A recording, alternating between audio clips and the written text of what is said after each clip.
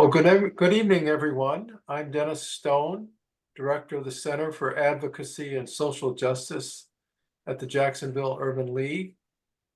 This is one in a series of monthly conversations on racial healing and reconciliation. We're very pleased to have with us Jonathan Wilson-Hargrove, who will be our speaker tonight. Usually we have our speakers speak for about 30 minutes and then we open it up for questions. Also wanted to recognize William Malone, who is my partner in this endeavor, who has really helped bring wonderful speakers like Jonathan to our monthly meetings. And also Saudia Barge, who is coordinator of our internship program at the Center for Advocacy and Social Justice. And I welcome our visitors tonight. This is recorded and will go on to YouTube, and that's where most of our viewers end up seeing this series.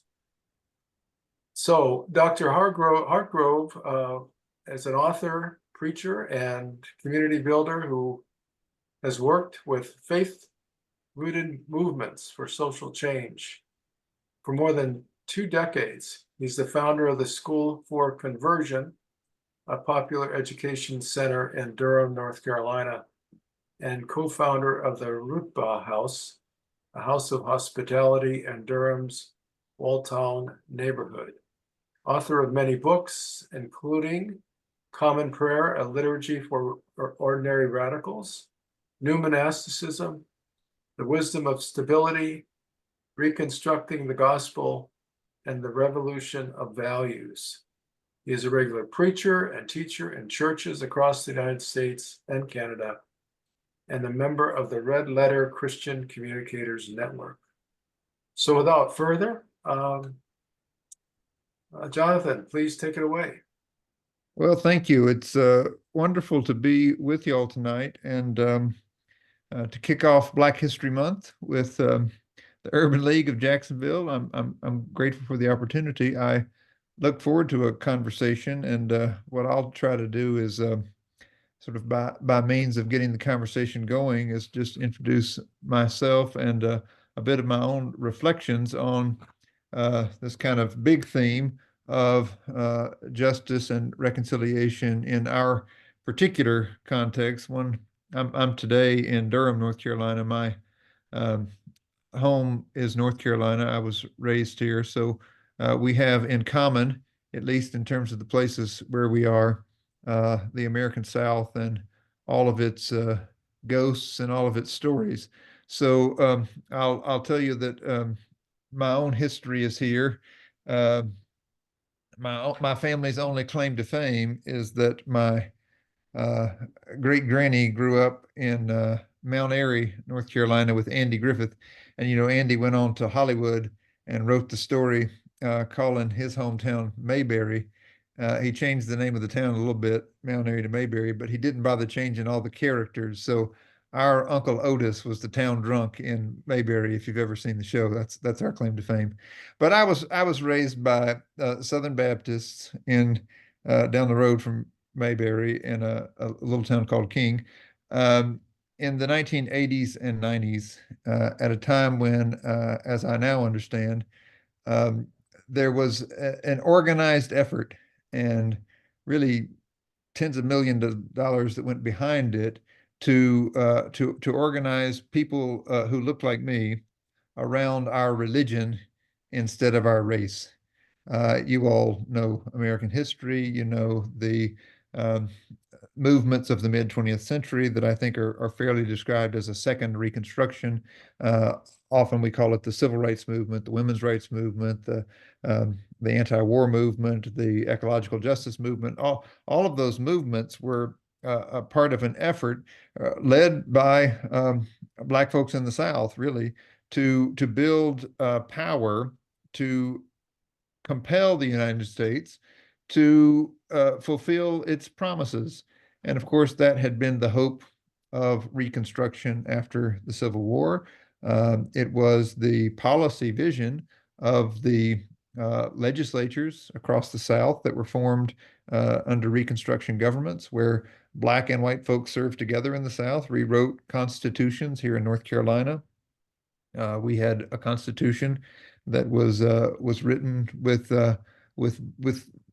great aspirations, with a commitment to the equality of all persons, and the guarantee that our government should assure them not just life, liberty, and the pursuit of happiness, but they added in the just fruit of one's own labor. These were people whose labor had been exploited and now had a voice in public life and were determined to build an economy that could work for everyone. In the Reconstruction governments of the first Reconstruction across the South, there was a commitment to public education and to tax the former plantation owners in order to guarantee education to everyone. And, as a matter of fact, the plantation owners were not very committed to education for poor white folks before that. And families like mine, I think, should take seriously the way in which our education was a result of Black power in the 1870s, working together in fusion coalitions to guarantee public education for everyone. As a matter of fact, when the 400th anniversary of the arrival of the first enslaved people in the Virginia colony occurred, three generations of my family traveled up there, and we visited the place where the ship landed, at least where the marker is right outside of Fort Monroe. And Fort Monroe has a long history. Some of you probably know some of it. It's where the first enslaved folks got away to ask to join the Union Army. It's where, after the war, the head of the Confederacy, Jefferson Davis, was for a short time imprisoned before he was pardoned. But there within the fort, there's the old Freedom Tree, and it was fascinating to gather under that freedom tree and to hear the stories about how when folks first got away to freedom and were able to be in that place. Indeed, these families came, and many of the fathers enlisted with the Union Army and went to fight in the war. But under this tree, they established a school, and the community's commitment to education there from the very beginning really was reflected in the political vision of Reconstruction, this notion that everybody should have access to education. It was a moving experience for me, as a person raised white in the South, to be under that tree and to think about how folks who had been enslaved because of the color of their skin fought for everyone to have access to public education, and to think about the benefits that had come down through generations to me because of the determination of those folks. I think that's a critical piece of our history that is often forgotten. In the second Reconstruction of the mid 20th century, I think even more so, we saw how a diverse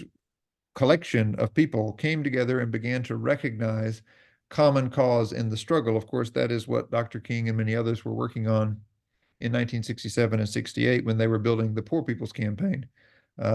This notion from today's February 1st. I'm in North Carolina. February 1st in North Carolina. We always remember the beginning of the sit-in movement in 1960. But from the time the sit-in movement started with the Student Nonviolent Coordinating Committee, which was originally an interracial group committed to the vision of the beloved community, and to using the power of nonviolence in the beloved community to bring down Jim Crow through direct action. From the beginning there was a recognition that, of course, the dividing lines had to be challenged. But in the SNCC newspaper, Ella Baker wrote a piece early on in which she said it was about more than a hamburger, by which she meant that having a seat at the counter wasn't enough if you didn't have the economic means to buy your lunch, right? And that the economic system that the Jim Crow segregation propped up was in many ways the deeper issue that had to be challenged. That was the charge of the Poor People's Campaign and the vision of fusion politics that was bringing people together. And in so many ways, that I think is the legacy that was building power again in the mid 20th century in that second Reconstruction. To get back to my own personal story, if you know that history, you know that at just that moment when people often deeply rooted in their faith with very visible religious leadership. I mean, think about the people who were spokespersons of the time, folks like Reverend Dr. Martin Luther King, Reverend Jim Lawson, people who were leading churches, but also people of deep faith who brought their faith from the pews into the movement. I mean, folks like Fannie Lou Hamer, if you ever listened to her, she was quoting or echoing scripture in half of what she said.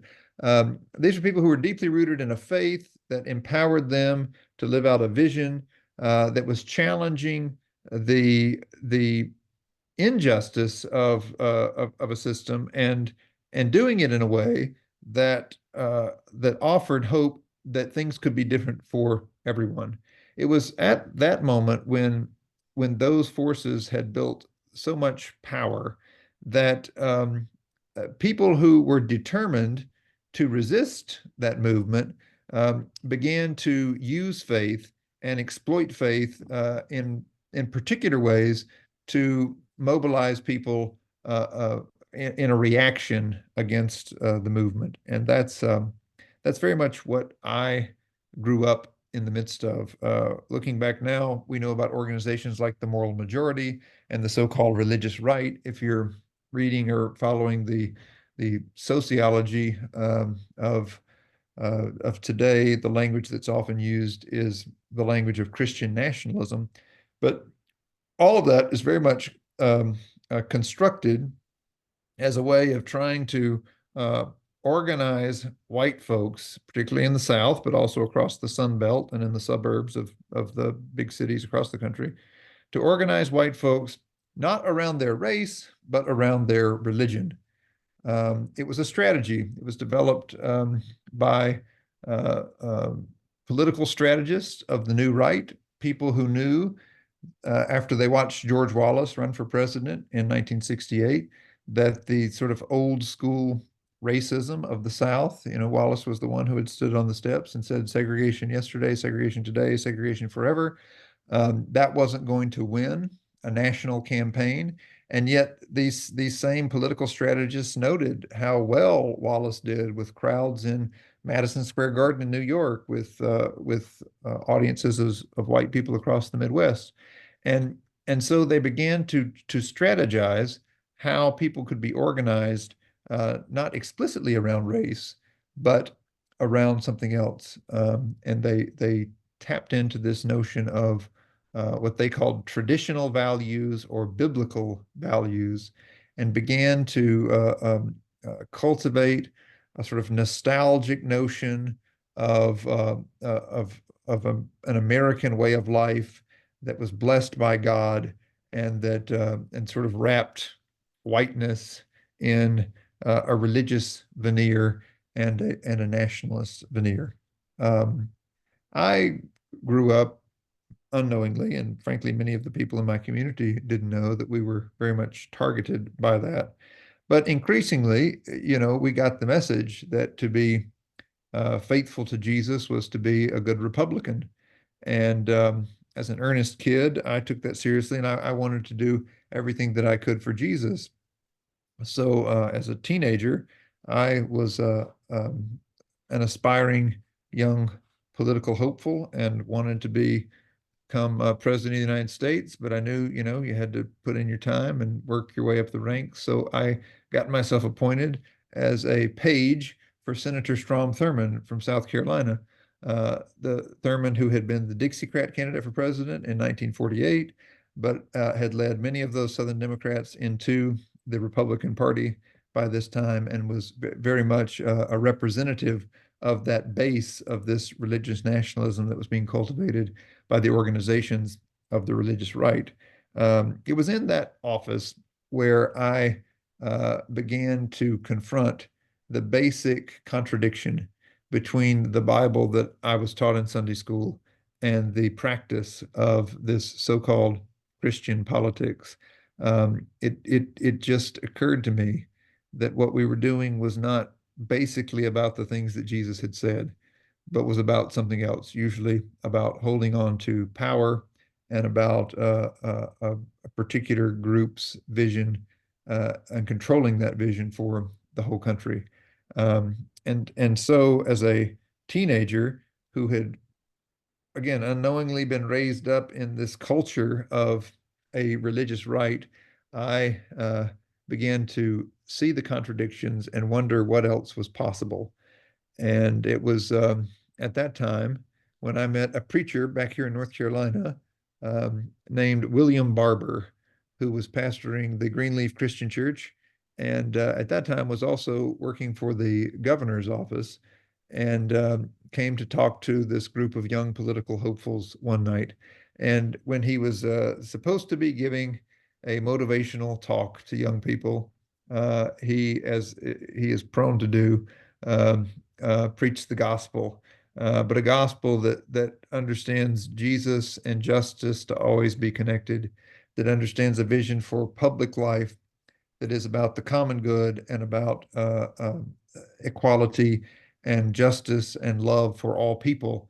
And and it was striking to me that there was this whole way of imagining and envisioning and enacting love in public, justice in public, as a way of living out one's faith that I had not been exposed to. And so I immediately reached out to him. I said, "Would you come preach at my church?" And this black preacher from Eastern North Carolina looked at this, young white boy from up in the mountains and said, "You get your preacher to invite me to your church, and I'll come."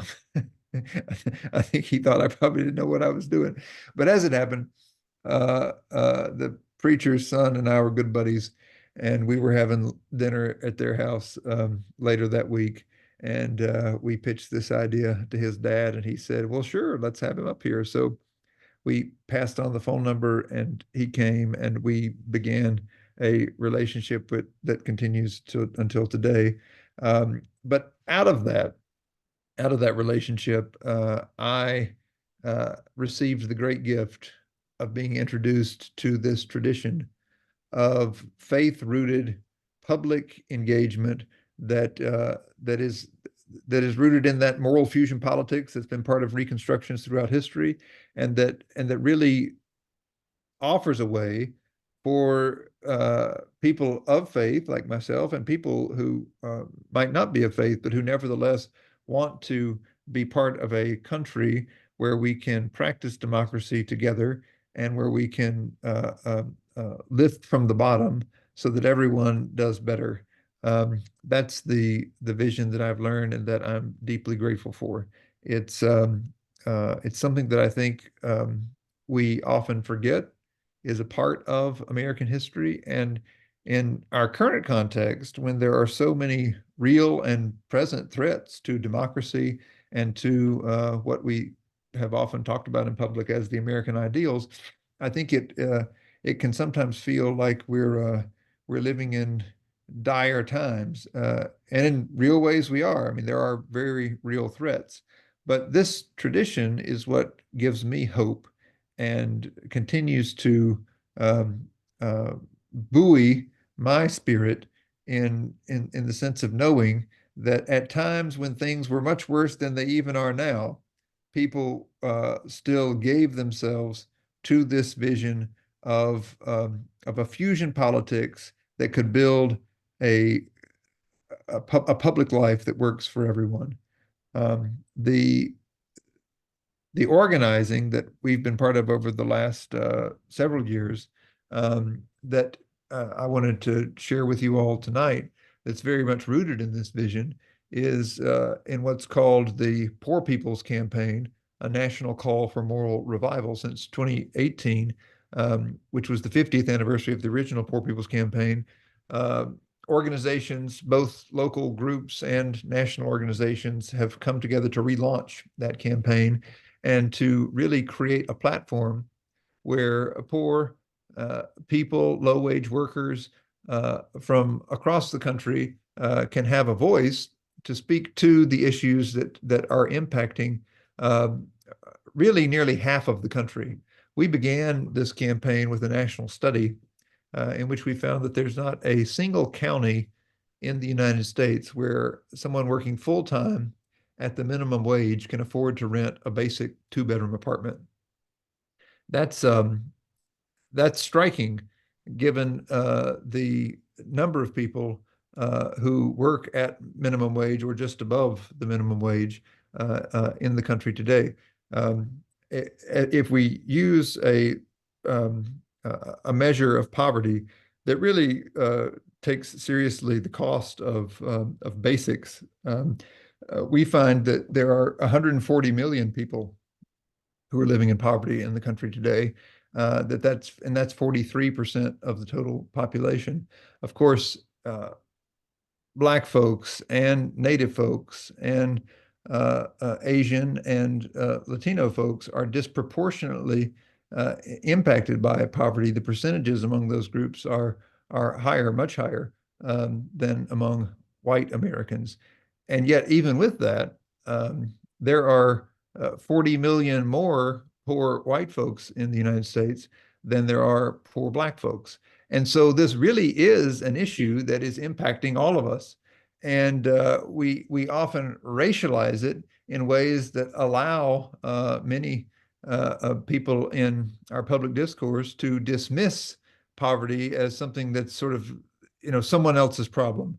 And it allows all kinds of narratives that blame poor people for the situation that they're in. This poverty that we're dealing with in the richest nation in the history of the world really is a policy choice. It's a decision that we've made, and it has been a bipartisan consensus for some time that we are willing to allow almost half of our country to live with less than what people need in order to get by. This campaign exists and is bringing people together from across dividing lines and from all kinds of different backgrounds and locations in the country in order to build a public moral agenda to end poverty in this country. We know that it's possible. We know that we have the resources to do it. What we lack is political will. And yet we have done a study that shows that poor and low income eligible voters who have not participated in recent elections, if they turned out in many places at just 10 to 20% higher than their normal rates, they would make up the margin of difference in every election in that state. This is a big deal because a lot of this sort of horse race politics that we're caught up in is about whether the Democrats or the Republicans are going to be able to turn out their base. But as a matter of fact, in many places, the base of people who don't vote is larger than either of those two bases.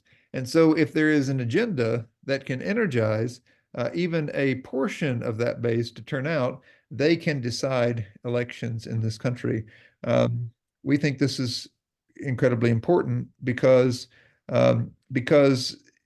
in the moment when so many folks are worried about the possibility of even of democracy continuing, there an agenda that can bring people together with a constructive vision of a country that works for everyone has the potential to both unite people in a common purpose and to create a space where we can begin to heal many of those divisions that have been exploited by people who want to hold on to power. And so that is the working strategy of the Poor People's Campaign. And we are launching on March 2nd at 31 state houses across the country. That's a Saturday at midday at state houses there in Florida, here in North Carolina, and in 29 other states across the country.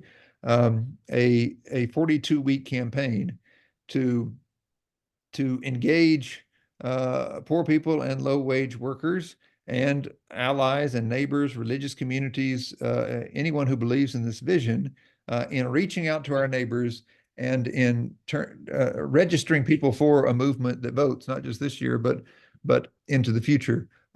This is not a partisan thing. We're not asking people to sign on to any party's agenda, but rather to an agenda of lifting up the issues that really haven't been in the conversation for many years on either side.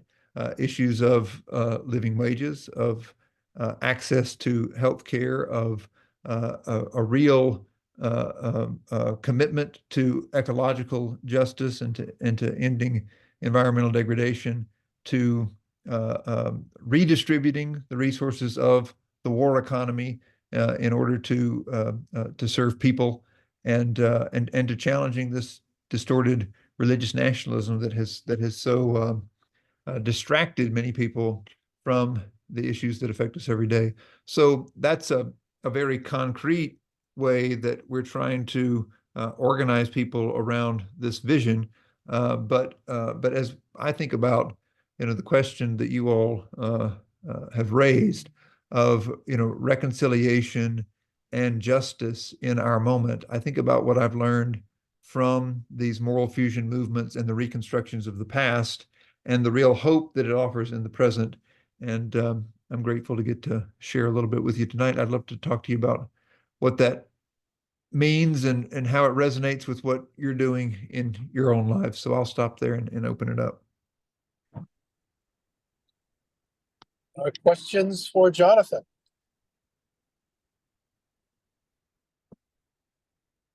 Good evening, everyone. I actually do have a question. My name is Sadia Barge, and as Dennis introduced me before, I'm the intern coordinator for the Center of Advocacy and Social Justice. But I'm also a doctoral student, and after hearing you talk, it kind of made me think of this question where we were looking at the Cabrini Green apartments, which was the John Taylor apartments, that the big public housing supposed to be fixed for Chicago.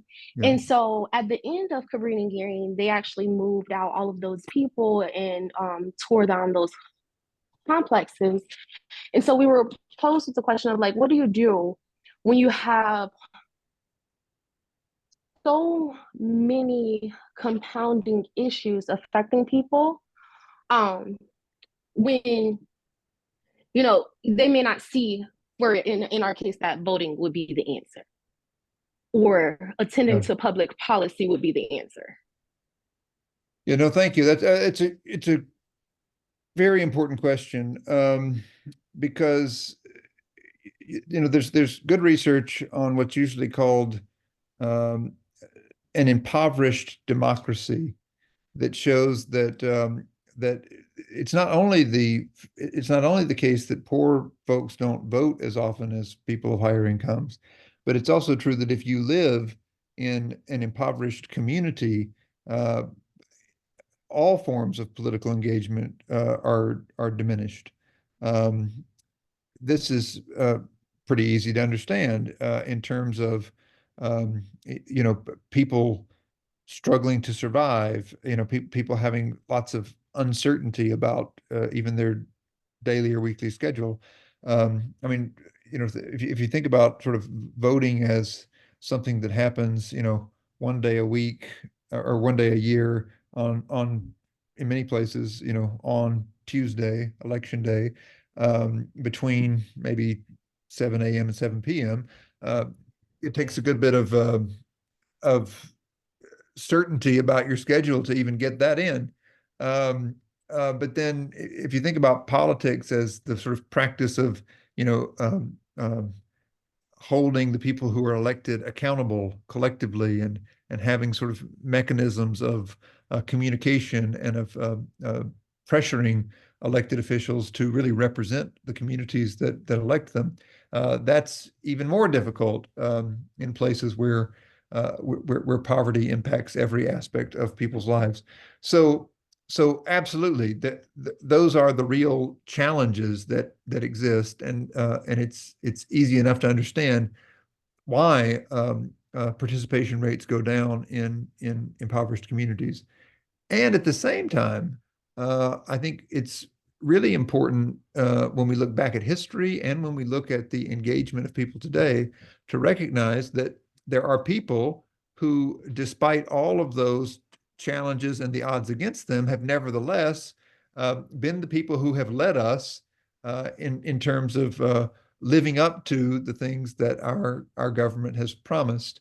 I mean, think about the leaders of what we usually call the civil rights movement, people on the ground who were daring to register to vote in southern counties across the South. I mean, I think that the courage and the resilience and the determination of those folks is an inspiration to me and to all of us, and in so many ways reflects what I've seen in people who are organizing with the Poor People's Campaign. I mean, folks who are part of a homeless union, who don't have a place to live and thus don't have a physical address often to register to vote. And nevertheless, they are organizing to build a campaign to register poor voters who can change the conversation about what's possible in our public life. I think it's so I think it's important to recognize both things. And if those of us who do have some means and access to resources are able to follow the leadership of the people who are determined to fight for their lives, I think we can bring those resources that we have to bear on the movements that they're building and build the kinds of coalition that make change possible. So thank you for raising that. And I think things like the Poor People's Campaign are places where that kind of resource sharing and building can happen. Jonathan, I'd like to throw out that 1% of the people control about 40% of the wealth. Once the corporations were allowed to give political funds, the wealthy then took control of the Supreme Court and to a large degree of what happens in Congress until we get a constitutional amendment that prohibits corporate donations. We are going to have a hard time accomplishing change like you're saying. I agree with everything you said. But I think the root is to do something about corporate donations so the wealthy cannot control everything. It's a good point, and it's an important part of this agenda that we find a way to limit the extreme control that corporations have in light of the Citizens United decision and in light of the lack of regulation and oversight that the current campaign laws allow.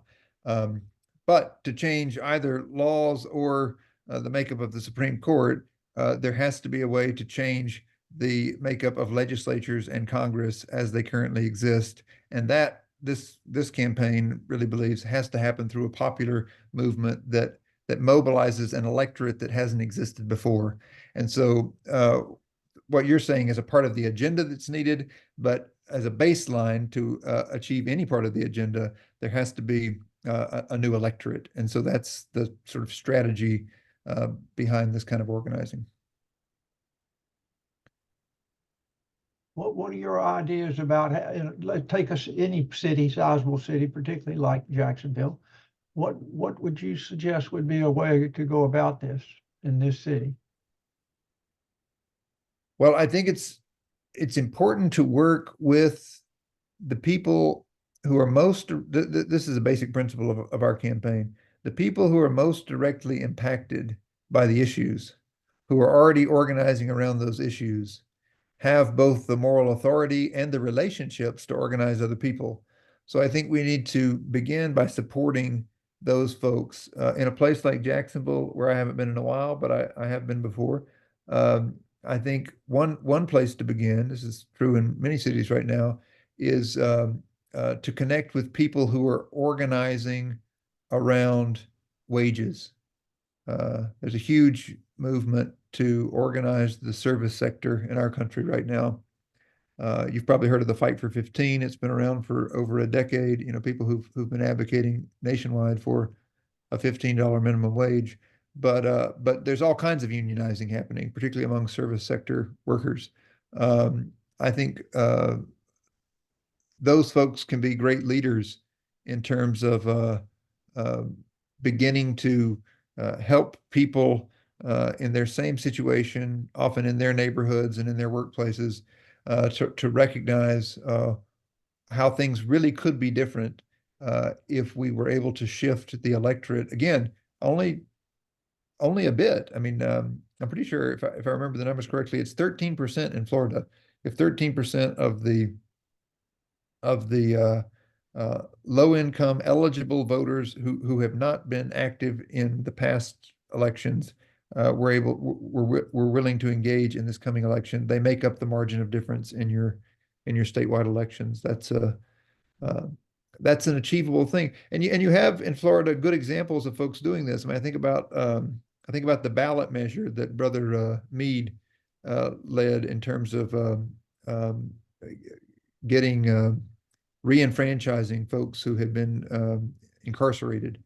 It was a movement that was led by incarcerated folks. They went out, they canvassed, they talked to people about their situation and other people in their situation, and they won that ballot measure just a few years ago. So I think it's the kind of organizing that can work in a place like Florida.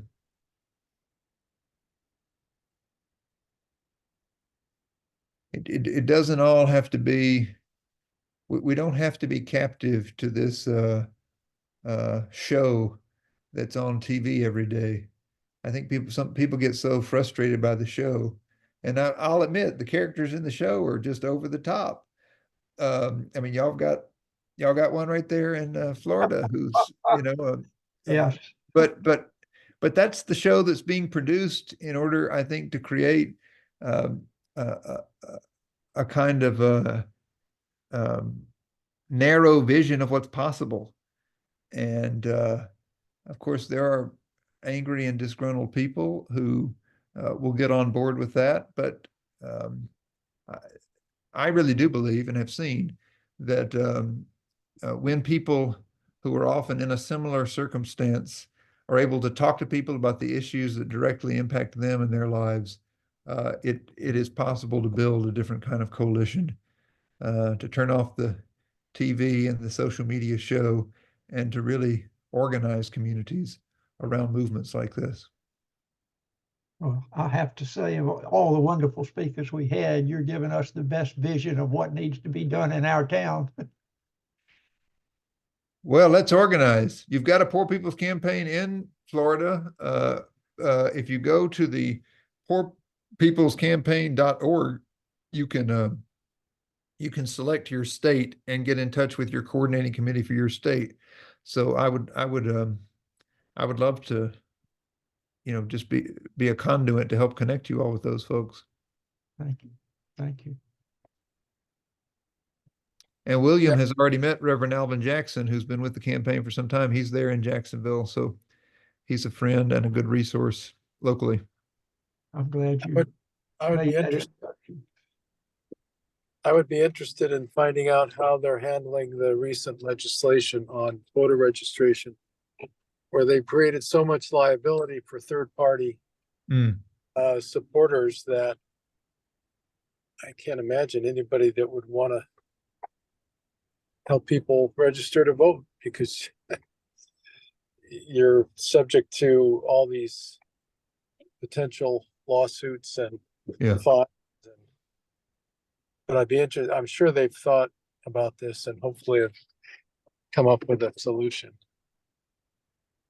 They have, and there's a good legal group called Forward Justice that's helping the campaign to develop legal strategies across the country. So check in with them about that. Great. Other questions for Jonathan? Yeah, thank you. John Ricker in Seattle here. So I appreciate that. This is I just Googled on my phone the Poor People's Campaign and came up with the Washington Poor People's Campaign tri-chairs and members of the statewide coordinating committee. There is a mass um, meeting in Olympia, which is our capital, Uh-huh. coming up. And so I really appreciate this resource as a member of the Seattle Buddhist Center. We have been, it's trying to educate ourselves in many ways of so many of the things that you mentioned today. We have the history that is the real history of the United States as it has come down, and the isolation of people that don't look alike is been one of the most disturbing things that because it is a beautiful world, and it is a world where we should be able to come together. So anyway, I think my question would be then to make ourselves aware and acquaint ourselves with this organizing committee would probably be a good start to see what type of assistance we as a group could be. I think that's right. Yeah. The coordinating committees are the basic organizing structure for the campaign across the country, and they're state-based. So reaching out to the coordinating committee in your state is a good way to connect. Yeah. And organizationally, like you're saying, I mean, it is very much a coalition of organizations that are already focused on particular issues or particular constituencies. The campaign isn't trying to take away from work that people are doing, but rather coordinate people around an agenda that can really create a national platform for people to be heard. That's the real goal. Yeah, no, thank you. And it's difficult for an organization like ours to, get involved in politics as such. So I really appreciate this particular approach to, addressing suffering and to actually bringing together the people of all, walks that suffer from a common want. Yeah. So this is exciting for me. I appreciate being made aware of it. Well, thank you. Glad to share. And I'll just say, for everyone that the campaign is political in the sense that it's focused on public issues, but it is not partisan and not affiliated with any party or candidates. So I think that does create the possibility for a big tent, sort of all of the souls and all of the organizations of souls that care about the common good and about their neighbor. This is a place where we can come together.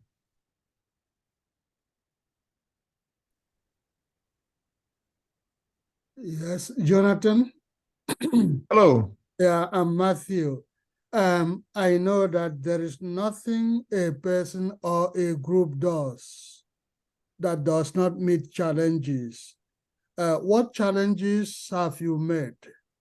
Since it is a little bit political, what challenges? Is there any group that rises up against you or anything written against you?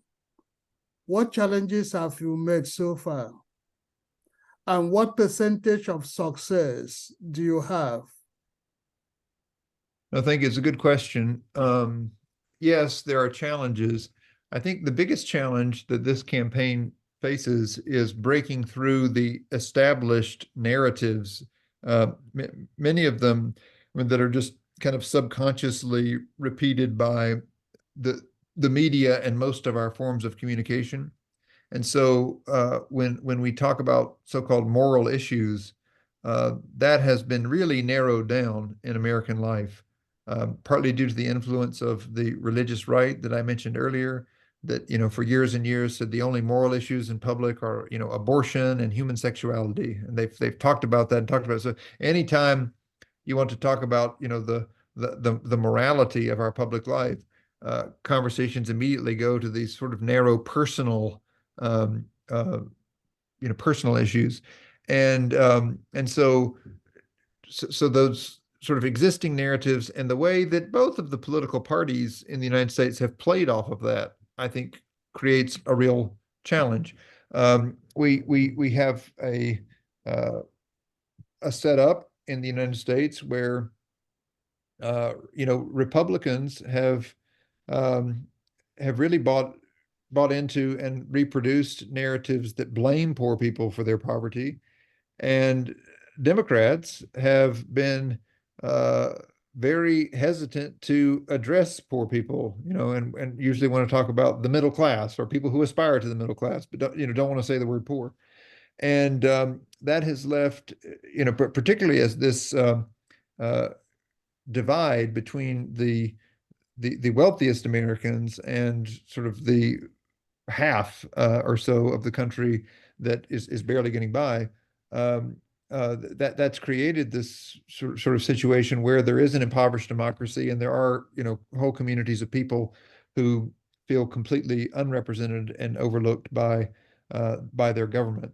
And so I would say that's the biggest challenge that this campaign faces.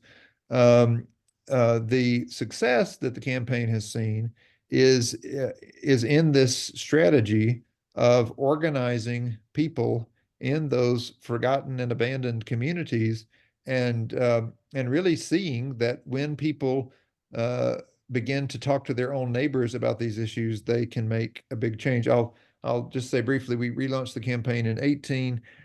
In 19, there was a gubernatorial election in Kentucky, which gave us an opportunity to experiment with this notion, because Kentucky, like much of the South, is divided between urban areas where there are more progressive white folks and Black communities, and rural areas that are overwhelmingly white. And we took this message to rural Eastern Kentucky, and we said that we needed a campaign that could lift from the bottom, that could address the poverty that's real in Appalachia, that's also real in inner city Louisville and Lexington, and that whether you're Black or white, whether you're Republican or Democrat, that people have a common interest in challenging religious nationalism and in having some kind of representation that would address these moral issues. Well, it happened at the time that there was a governor who was an avowed Christian nationalist and who was endorsed by the president at the time, Donald Trump. And his challenger, who happened to be a Democrat, decided to embrace much of the language of this campaign and this organizing, and he won a close race there in 19. But when we looked at the data after the fact, he won, as Democrats typically would, by increasing turnout in the cities, right? That would be the typical Democrat strategy.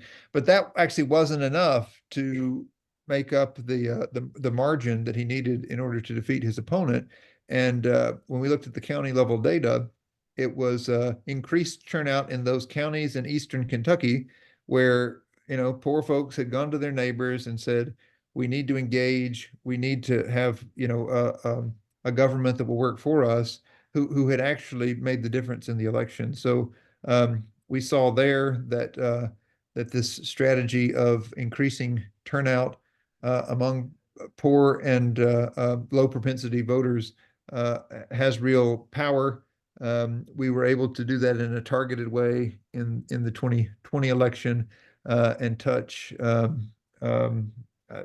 I don't have the numbers in front of me, but I think it was over 12 million low propensity voters and see real success in that. And we have a strategy for this coming year to reach 65 million low propensity voters across the country.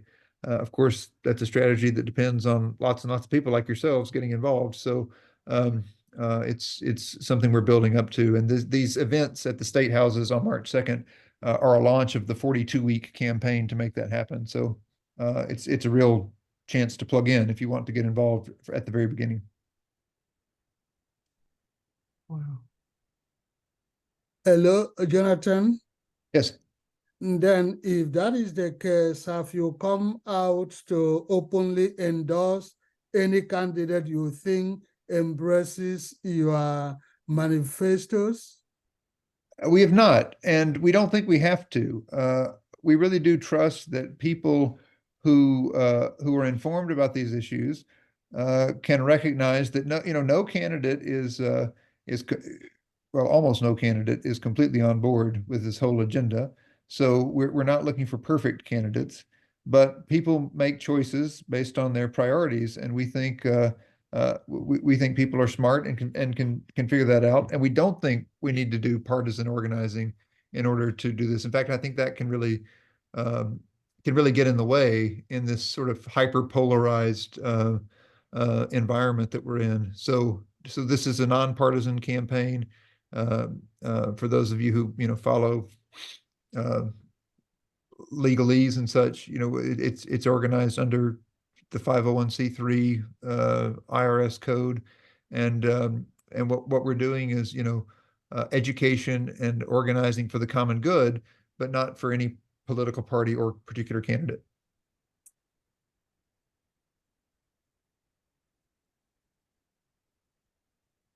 So I was wondering, Jonathan, you haven't mentioned much in the way of religious organizing directly. Is there a thread that focuses on Christianity or the common good as Yeah. recognized by a deity in this whole process? No, I think it's really important. My day job is teaching public theology. I'm at the Center for Public Theology and Public Policy at Yale Divinity School, so I care a lot about this.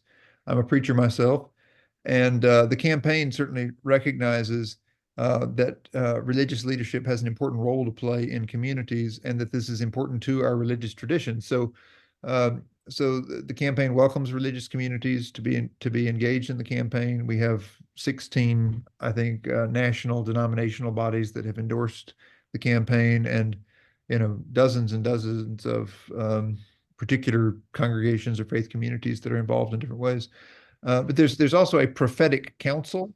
And so it's an interfaith gathering of religious leaders who are supporting the campaign. And those of you who are affiliated with congregations or religious bodies can certainly reach out to that group as well. There's also information on the Poor People's Campaign website, but that's called the Prophetic Council, and really does hold the kind of moral leadership within religious traditions that a campaign like this needs. Our co-chairs for the campaign are themselves religious leaders. Reverend Bishop William Barber, who I mentioned earlier, who's been my friend and guide now for going on 3 decades, and Reverend Dr. Liz Theo Harris, who heads up the Kairos Center at Union Theological Seminary.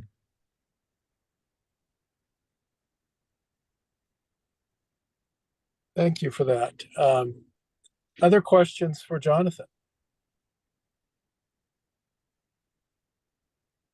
Well, we want to thank you on behalf of the Jacksonville Urban League and the Center for Advocacy and Social Justice at the League, and all those working in this field to bring about equity for all. We appreciate your words and what you're doing. Well, I'm grateful for you. It's organizations like this that make movements and community really possible. So thank you for having me, and thank you for your work of connecting locally and all connections spread everywhere now. So connecting wherever you connect, whether it's physically or virtually, in order to do this work. I'm glad to get to share with you. Bless y'all. Have a good evening. I'd like to ask one last thing, Jonathan. If you have any material you would like to share with us that we could share with the group, links to talks or anything you think would be helpful, you could send us. We'd love to receive it.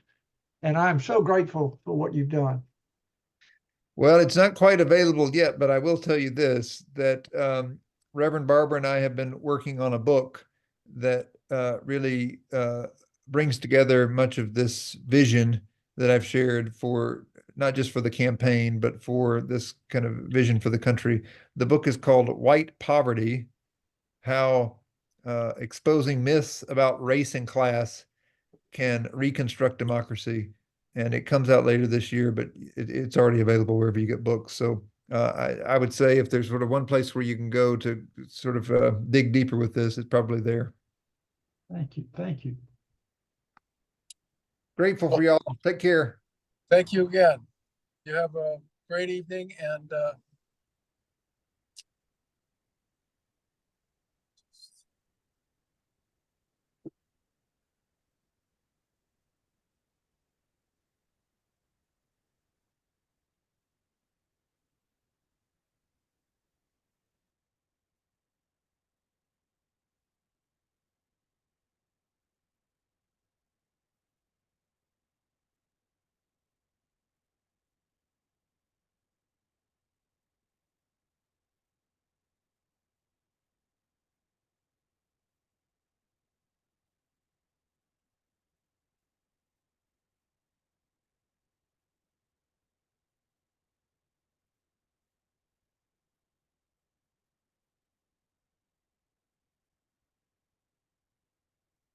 Hey,